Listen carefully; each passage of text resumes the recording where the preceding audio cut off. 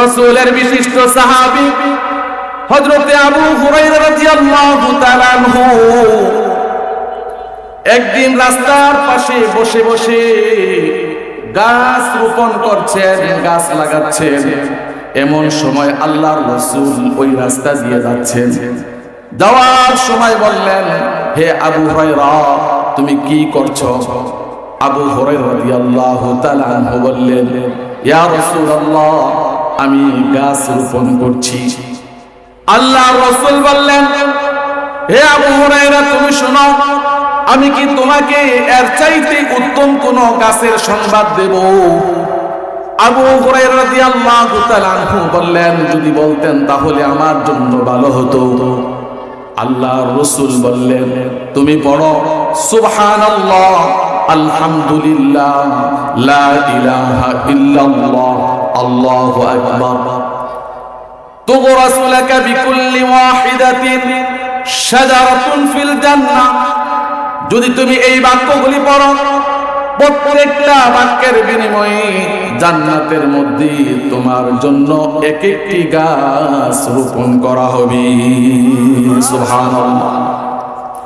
আমার ভাইয়েরা, এই বাক্যগুলির ফজিলত বর্ণনা করতে গিয়ে আল্লাহর রাসূল হাদিসের মধ্যে বলেছেন, আল্লাহর কোন বান্দা যখন এই চারটি বাক্য বলবে, সঙ্গে সঙ্গে তার গুনাহগুলি এমন ভাবে ঝরে যাবে যেমনি ভাবে গাছ থেকে পাতাগুলি ঝরে পড়ে যায়। সুবহানাল্লাহ। আল্লাহর নবী আরো বলেছেন, যেই ব্যক্তি 5 ওয়াক্ত ফরজ নামাজের পর 33 বার সুবহানাল্লাহ, 33 বার আলহামদুলিল্লাহ, 33 বার আল্লাহু আকবার, সর্বমোট হলো 99 বার। আরেকবার পড়বে লা ইলাহা ইল্লাল্লাহু ওয়াহদাহু লা শারীকা লাহু, লাহুল মুলকু ওয়া লাহুল হামদু ওয়া হুয়া আলা কুল্লি শাইইন কাদির। সর্বমোট হলো 100 বার। নবীজি বলেন, যেই ব্যক্তি এই আমল করবে, তার গুনাহ যদি পাহাড় পরিমাণ হয়, তার গুনাহ যদি সাগরের ফেনা পরিমাণ হয়, এর উসিলায় তার গুনাহগুলি মাফ হয়ে যাবে। সুবহানাল্লাহ। আমার ভাইয়েরা, আল্লাহর নবী আরো বলেছেন, যখন আল্লাহর কোন বান্দা বলে সুবহানাল্লাহ, আলহামদুলিল্লাহ, লা ইলাহা ইল্লাল্লাহ, আল্লাহু আকবার, সঙ্গে সঙ্গে একজন ফেরেশতা নেমে আসে, তার এই আমলের খবর আল্লাহ পর্যন্ত পৌঁছে দেওয়ার জন্য উপর দিকে উঠতে থাকে। এই ফেরেশতা যেই ফেরেশতাদের কাজ দিয়ে যায়, সকল ফেরেশতারা এই তাসবিহ যেই ব্যক্তি আদায় করেছে তার মাগফিরাতের জন্য, তার গুনাহ মাফের জন্য আল্লাহর কাছে প্রার্থনা করতে থাকি। সুবহানাল্লাহ।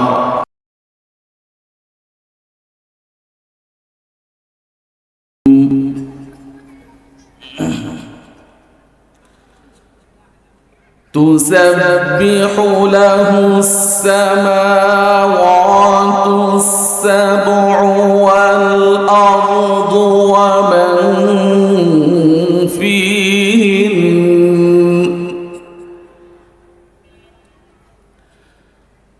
وإن من شيء في الأرض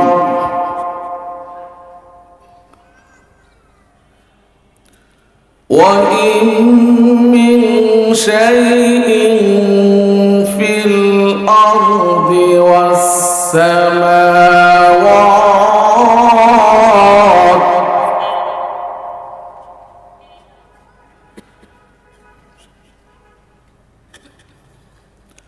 ولكن لا تفقهون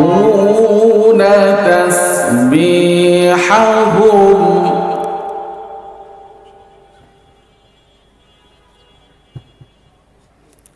إنه كان حليما غفورا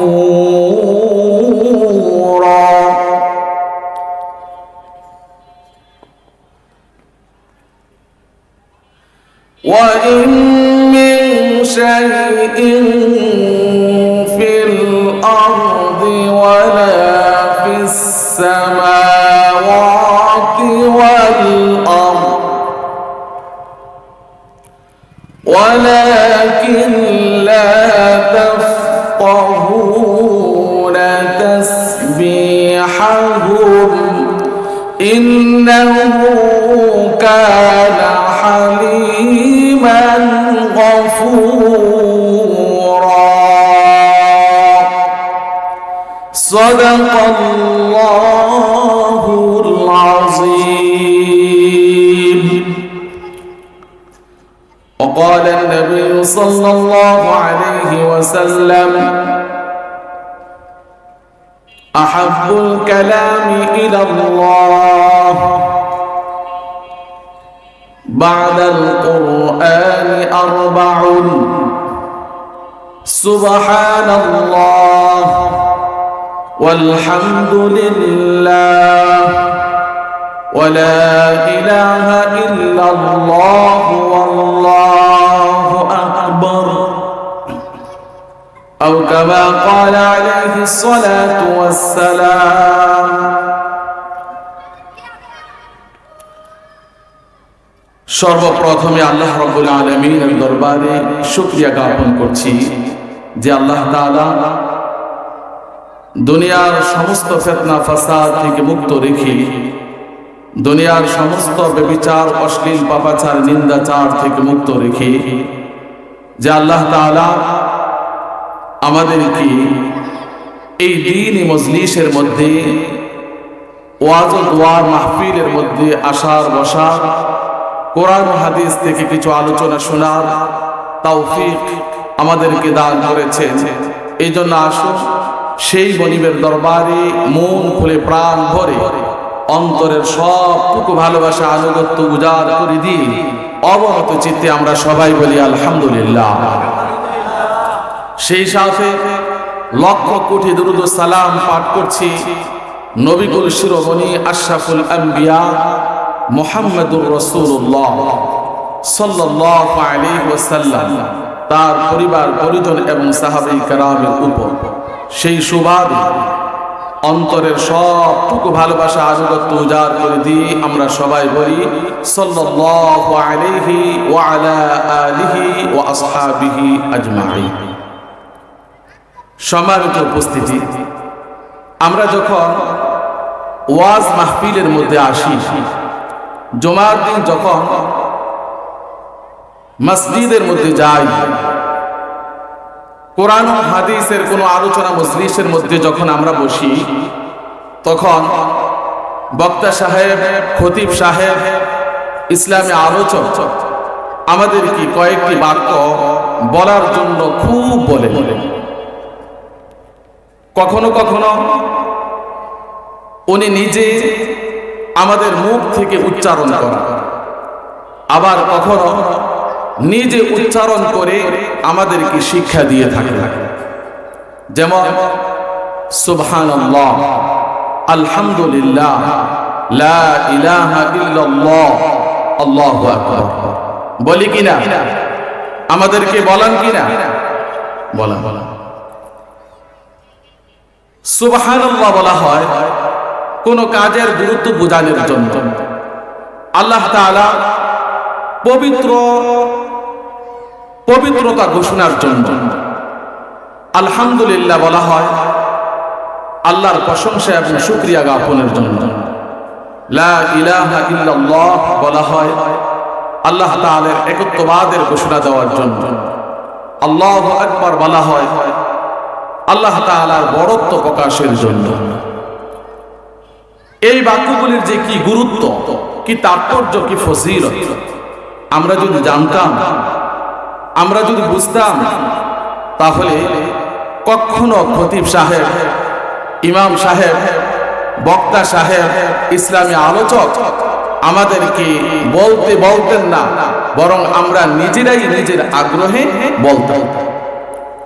এই বাক্যগুলির এত ফজিলত, এত তাৎপর্য, এত গুরুত্ব, যদি এক একটা বাক্যকে দিয়ে আলোচনা করা হয় তাহলে কম সময়ের মধ্যে করা যাবে না। এক একটা বাক্য দিয়ে যদি গ্রন্থ রচনা করা হয় তাহলে বিশাল গ্রন্থ রচনা করা যাবে, কিন্তু এগুলির মাহাত্ম্য তাৎপর্য আমরা বুঝি না, যার কারণে অন্যজন আমাদেরকে বলতে হয় বলেন সুবহানাল্লাহ, বলেন আলহামদুলিল্লাহ, বলেন আল্লাহু আকবার, বলেন লা ইলাহা ইল্লাল্লাহ। এই বাক্যগুলির গুরুত্ব সম্পর্কে আল্লাহর নবী হাদিসের মধ্যে ইরশাদ করেছেন, আহাব্বুল কালামি ইলাল্লাহি বাদাল কুরআনি আরবাউন সুবহানাল্লাহ ওয়ালহামদুলিল্লাহ ওয়ালা ইলাহা ইল্লাল্লাহ ওয়াল্লাহু আকবার। আল্লাহ রাব্বুল আলামিনের কাছে সবচেয়ে প্রিয় পছন্দনীয়, কোরআনের পর আল্লাহর কাছে সবচেয়ে পছন্দনীয় প্রিয় বাক্য হলো চারটি। কয়টি? চারটি। এক নাম্বার হচ্ছে সুবহানাল্লাহ, দ্বিতীয় নাম্বার হলো আলহামদুলিল্লাহ, তৃতীয় নাম্বার হলো লা ইলাহা ইল্লাল্লাহ, চতুর্থ নাম্বার হলো আল্লাহু আকবার। আল্লাহর নবী যখন মিরাজের মধ্যে গিয়েছেন, হযরত ইব্রাহিম আলাইহিস সালাতু ওয়াস সালামের সাথে সাক্ষাৎ। ইব্রাহিম আলাইহিস সালাতু ওয়াস সালাম আল্লাহর নবীকে বললেন, ইয়া মুহাম্মদ আকরি উম্মাতাকা মিন্নিস সালাম, হে মুহাম্মদ তুমি যখন দুনিয়াতে যাবে তখন তুমি তোমার উম্মতকে আমার পক্ষ থেকে সালাম জানাবে। ওয়া আখবিরহুম, আর তাদেরকে এই কথাটা বলে দিবে, আন্নাল জান্নাতা তাইয়্যিবাতুত তুরবাতি ওয়া আযবাতুল মাই, জান্নাতের মাটি হলো পবিত্র, জান্নাতের মাটি হলো সুগন্ধযুক্ত, জান্নাতের পানি হলো সুমিষ্ট। ওয়া আন্নাহা কিআরুন, আর জান্নাতটা হলো সমতল খালি। ওয়া আন্না গিরাসাহা, আর জান্নাতের গাছ হলো সুবহানাল্লাহ আলহামদুলিল্লাহ লা ইলাহা ইল্লাল্লাহ আল্লাহু আকবার। অর্থাৎ আল্লাহর কোন বান্দা যখন এই চারটি বাক্য বলবে, উচ্চারণ করবে, সঙ্গে সঙ্গে জান্নাতের মধ্যে গাছ হয়ে যাবে। সুবহানাল্লাহ। রাসূলের বিশিষ্ট সাহাবী হযরত আবু হুরায়রা রাদিয়াল্লাহু তাআলা আনহু একদিন রাস্তার পাশে বসে বসে গাছ রোপণ করছেন, গাছ লাগাচ্ছেন। এমন সময় আল্লাহর রাসূল ওই রাস্তা দিয়ে যাচ্ছেন। যাওয়ার সময় বললেন, হে আবু হুরায়রা তুমি কি করছো? আবু হুরায়রা রাদিয়াল্লাহু তাআলা আনহু বললেন, ইয়া রাসূলুল্লাহ আমি গাছ রোপণ করছি। আল্লাহর রাসূল বললেন, হে আবু হুরায়রা তুমি শোনো, আমি কি তোমাকে এর চাইতে উত্তম কোন গাছের সংবাদ দেব? আবু হুরায়রা রাদিয়াল্লাহু তাআলা আনহু বললেন, যদি বলতেন তাহলে আমার জন্য ভালো হতো। আল্লাহর রাসূল বললেন, তুমি পড়ো সুবহানাল্লাহ আলহামদুলিল্লাহ লা ইলাহা ইল্লাল্লাহ আল্লাহু আকবার। তুগরাসু লাকা বিকুল্লি ওয়াহিদাতিন শাজারাতুন ফিল জান্নাহ, যদি তুমি এই বাক্যগুলি পড়ো প্রত্যেকটা বাক্যের বিনিময়ে জান্নাতের মধ্যে তোমার জন্য এক একটি গাছ রোপণ করা হবে। সুবহানাল্লাহ। আমার ভাইয়েরা, এই বাক্যগুলির ফজিলত বর্ণনা করতে গিয়ে আল্লাহর রাসূল হাদিসের মধ্যে বলেছেন, আল্লাহর কোন বান্দা যখন এই চারটি বাক্য বলবে সঙ্গে সঙ্গে তার গুনাহগুলি এমন ভাবে ঝরে যাবে যেমনি ভাবে গাছ থেকে পাতাগুলি ঝরে পড়ে যায়। সুবহানাল্লাহ। আল্লাহর নবী আরো বলেছেন, যেই ব্যক্তি 5 ওয়াক্ত ফরজ নামাজের পর 33 বার সুবহানাল্লাহ, 33 বার আলহামদুলিল্লাহ, 33 বার আল্লাহু আকবার, সর্বমোট হলো 99 বার। আরেকবার পড়বে লা ইলাহা ইল্লাল্লাহ ওয়াহদাহু লা শারীকা লাহু লাহুল মুলকু ওয়া লাহুল হামদু ওয়া হুয়া আলা কুল্লি শাইইন কাদির। সর্বমোট হলো 100 বার। নবীজি বলেন, যেই ব্যক্তি এই আমল করবে তার গুনাহ যদি পাহাড় পরিমাণ হয়, তার গুনাহ যদি সাগরের ফেনা পরিমাণ হয়, এর উসিলায় তার গুনাহগুলি মাফ হয়ে যাবে। সুবহানাল্লাহ। আমার ভাইরা, আল্লাহর নবী আরো বলেছেন, যখন আল্লাহর কোন বান্দা বলে সুবহানাল্লাহ, আলহামদুলিল্লাহ, লা ইলাহা ইল্লাল্লাহ আল্লাহু আকবার, সঙ্গে সঙ্গে একজন ফেরেশতা নেমে আসে, তার এই আমলের খবর আল্লাহ পর্যন্ত পৌঁছে দেওয়ার জন্য উপর দিকে উঠতে থাকে। এই ফেরেশতা যেই ফেরেশতাদের কাজ দিয়ে যায়, সকল ফেরেশতারা এই তাসবিহ যেই ব্যক্তি আদায় করেছে তার মাগফিরাতের জন্য, তার গুনাহ মাফের জন্য আল্লাহর কাছে প্রার্থনা করতে থাকি। সুবহানাল্লাহ। মানুষের দোয়া কবুল হতেও পারে, নাও হতে পারে, কারণ মানুষ ঘুষ খায়, সুদ খায়। দোয়া কবুল হওয়ার না হওয়ার পিছনে সবচেয়ে বড় অন্তরাল হলো সুদ, ঘুষ। আর ফেরেশতারা সুদও খায় না, ঘুষও খায় না, এই জন্য তাদের দোয়া আল্লাহর কাছে কবুল হয়ে যায়। যেই ব্যক্তি এই তাসবিহগুলি পড়বে, ফেরেশতারা আল্লাহর কাছে তার ক্ষমার জন্য মাগফিরাত কামনা করবে। সুবহানাল্লাহ। আল্লাহর নবী হাদিসের মধ্যে বলেছেন, রাসূলের বিশিষ্ট সাহাবী হযরত আব্দুল্লাহ ইবনে মাসউদ রাদিয়াল্লাহু তাআলা আনহু বর্ণনা করেন, নবীজি বলেছেন, একদিন দরিদ্র সাহাবীরা আল্লাহর নবীর কাছে এসে বললেন, ইয়া রাসূলুল্লাহ, ইয়া হাবিবাল্লাহ, আপনার ধনী সাহাবীরা সব সওয়াব অর্জন করে নিচ্ছে, কিভাবে? তাদের সম্পদ আছে, এই সম্পদ তারা জিহাদের মধ্যে ব্যয় করে। তাদের সম্পদ আছে, এই সম্পদ তারা হজের মধ্যে ব্যয় করে। তাদের সম্পদ আছে, এই সম্পদ তারা দান সদকা করে তারা হজের সওয়াব নিয়ে যায়, জিহাদের সওয়াব নিয়ে যায়, দান সদকার সওয়াব নিয়ে যায়। আমরা তো কোনো কিছুই করতে পারি না, তার কারণ হলো আমাদের কোনো টাকা পয়সা নেই। আল্লাহর রাসূল বললেন, ও আমার সাহাবীরা, তোমরা শোনো, আমি তোমাদেরকে একটা আমল শিখাই। এই আমলটা যদি তোমরা করতে পারো, তোমরা হজের সওয়াব পাবে, তোমরা জিহাদের মধ্যে সওয়াব পাবে, তোমরা দান সদকারও সওয়াব পেয়ে যাবে। সেই আমলটা হলো তোমরা বেশি বেশি পড়ো সুবহানাল্লাহ, আলহামদুলিল্লাহ, লা ইলাহা ইল্লাল্লাহু আল্লাহু আকবার। এই বাক্যের মাধ্যমে তোমরা হজের সওয়াব পেয়ে যাবে, তোমরা জিহাদের সওয়াব পেয়ে যাবে, দান সদকারও সওয়াব পেয়ে যাবে। সুবহানাল্লাহ। এই জন্য এই চারটা তাসবিহ আমাদেরকে সব সময় পড়তে হবে।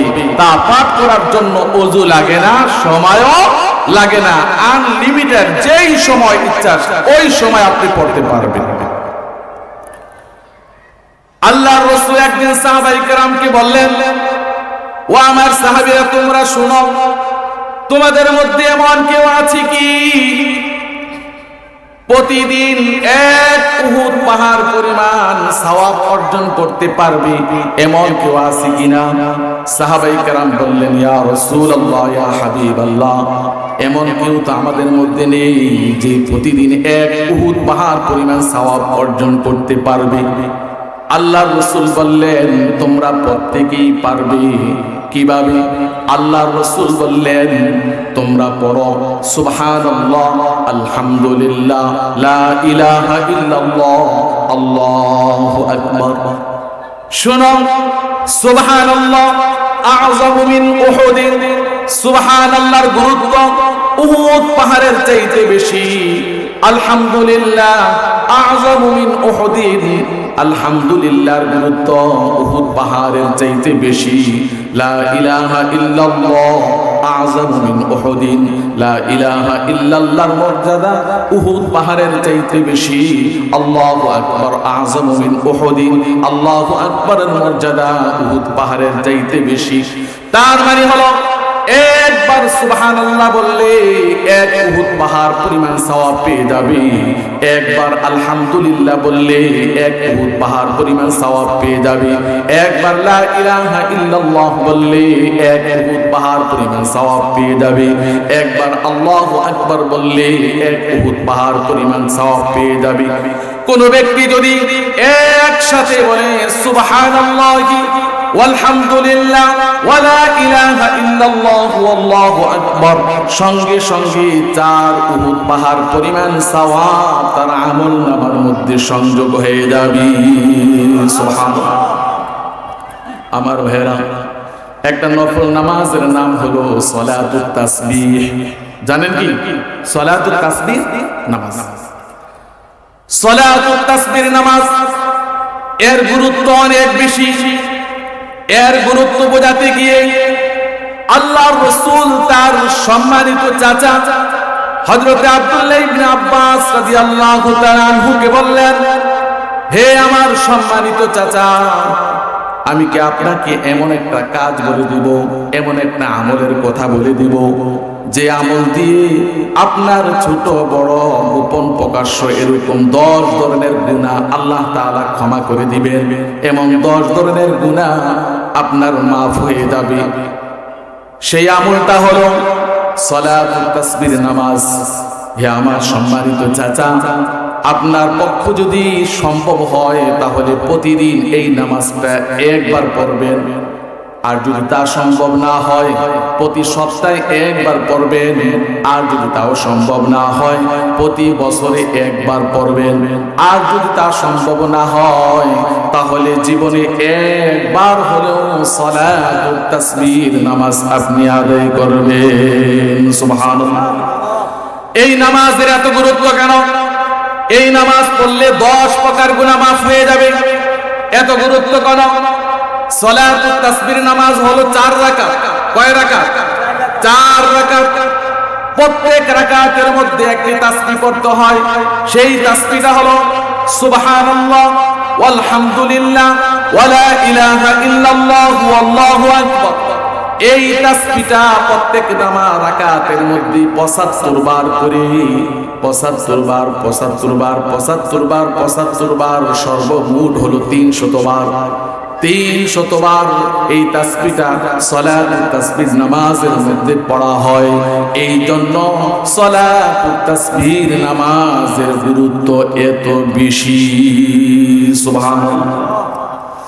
আমার ভাইরা, শুরুতে বলেছিলাম এক একটা বাক্য দিয়ে যদি এক একটা গ্রন্থ রচনা করা হয় তাহলে রচনা করে শেষ করা যাবে না। এক একটা বাক্য দিয়ে যদি আলোচনা করা হয় কম সময়ের মধ্যে আলোচনা করে শেষ করা যাবে না। সুবহানাল্লাহ। এত গুরুত্ব, এত গুরুত্ব। একবার হযরত সুলাইমান আলাইহিস সালাতু ওয়াস সালাম তার মন্ত্রী পরিষদকে নিয়ে সিংহাসনের মধ্যে চড়ে তিনি বাতাস দিয়ে উড়ে কোথাও যাচ্ছেন। ওই সময় এক কৃষক ক্ষেতের মধ্যে কাজ করছে। কৃষক উপরের দিকে তাকিয়ে দেখি কি যেন বিশাল একটি যাচ্ছি। প্রথমে ভয় পেয়ে গেল, পরবর্তীতে ভয় চলে গেল, মনে মনে অনুধাবন হলো এটা তো আমাদের নবী সুলাইমান আলাইহিস সালাতু ওয়াস সালামের সিংহাসন। এই জন্য সে উপরের দিকে তাকিয়ে বলল সুবহানাল্লাহ, আল্লাহ তাআলা আমাদের নবী সুলাইমান আলাইহিস সালাতু ওয়াস সালামকে কত বড় সিংহাসন দান করেছেন, কত বড় রাজত্ব দান করেছেন। এই সুবহানাল্লাহর আওয়াজ হযরত সুলাইমান আলাইহিস সালাতু ওয়াস সালামের কানে পৌঁছে গেল। সঙ্গে সঙ্গে বাতাসকে বললেন এখানে ল্যান্ড করো, এখানেই নামো। যখন সিংহাসন উপর থেকে নামছে কৃষক ভয় পেয়ে গেল, আতঙ্কিত হয়ে গেল। সুলাইমান আলাইহিস সালাতু ওয়াস সালাম অভয় দিয়ে বললেন, তুমি দাঁড়াও, তোমাকে কোনো কিছুই করা হবে না। সুলাইমান আলাইহিস সালাতু ওয়াস সালাম বললেন, তুমি আমার সিংহাসন দেখে কি বলেছিলে? ওই কৃষক বলল, আমি বলেছি সুবহানাল্লাহ। আমাদের নবী সুলাইমান আলাইহিস সালাতু ওয়াস সালামকে আল্লাহ তাআলা কত বিশাল সিংহাসন দান করেছেন, সুবহানাল্লাহ বলেছি। সুলাইমান আলাইহিস সালাতু ওয়াস সালাম বললেন, তুমি কি জানো এই সুবহানাল্লাহর মূল্য কত বেশি? এই সুবহানাল্লাহর মূল্য হলো আসমান জমিনের চাইতে বেশি। এই সুবহানাল্লাহ এমন মূল্যবান পৃথিবীর মধ্যে যত খালি জায়গা আছে সব জায়গাগুলি যদি স্বর্ণে পরিপূর্ণ করে আল্লাহর রাস্তায় দান করে দেওয়া হয়, তাহলে সুবহানাল্লাহ একবারের সওয়াব সম পরিমাণ হবে না। সুবহানাল্লাহ। তুমি যখন সুবহানাল্লাহ বলেছ, আমি দেখেছি আসমান জমিনের এমন কোন জায়গা নাই যেই জায়গার মধ্যে সুবহানাল্লাহর সওয়াব স্পর্শ করিনি। সুবহানাল্লাহ। সুবহানাল্লাহ বললে জান্নাতের মধ্যে গাছ রোপণ হয়, গাছ হয়। জান্নাতের গাছ আর দুনিয়ার গাছ কি এক? কি বলেন এক? জান্নাতের একটি গাছের বর্ণনা দিতে গিয়ে আল্লাহর রাসূল হাদিসের মধ্যে বলেছেন, ইন্না ফিল জান্নাতি লাশজারা ইয়াসিরু রাকিবু ফি যিল্লিহা মিয়াতা আমিন লা ইয়াকতাউহা।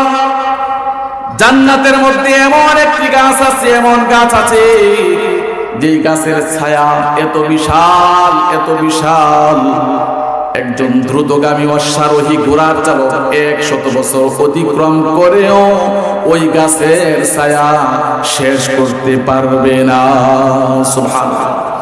আমার ভাইরা, তাফসীর ইবনে কাসিরের মধ্যে আছে, সেখানে বলা হয়েছে সেই গাছটার নাম হলো তুবা। নাম কি? তুবা। সেই গাছটা পেতে হলে 4টি কাজ করতে হবে। 1 নাম্বার হলো বেশি বেশি করে সুবহানাল্লাহ বলতে হবে। 2 নাম্বার হলো পৃথিবীতে ঈমানে সৎ আমল করতে হবে। 3 নাম্বার হলো বেশি বেশি করে ইস্তেগফার করতে হবে। 4 নাম্বার হলো অল্প জিনিস পেয়ে আল্লাহর প্রতি সন্তুষ্ট থাকতে হবে, হায় হতাশা করা যাবে না। এই 4টি কাজ যদি কোনো ব্যক্তি করতে পারে, তাহলে আল্লাহ রাব্বুল আলামিন জান্নাতের মধ্যে তার জন্য তুবা নামক গাছ রোপণ করে দিবেন। সুবহানাল্লাহ। এত বিশাল সওয়াব, এত বিশাল ফজিলত এই 4টি বাক্য। 1 নাম্বার হলো সুবহানাল্লাহ। 2 নাম্বার কি? 3 নাম্বার কি? 4 নাম্বার কি? আমল করব তো। তার উপর আমল করতে ওযুও লাগে না, জোহরের সময়ও লাগে না, আসরের সময়ও লাগে না। যেই সময় ইচ্ছা ওই সময় আপনি পড়তে পারবেন। যত পড়বেন জান্নাতের মধ্যে গাছ হতেই থাকবে। আল্লাহ তাআলা যাতে আমাদের সবাইকে এই কথাগুলি বোঝার, আমল করার তৌফিক দান করেন। সবাই বলে আমিন। আসসালামু আলাইকুম ওয়া রাহমাতুল্লাহ।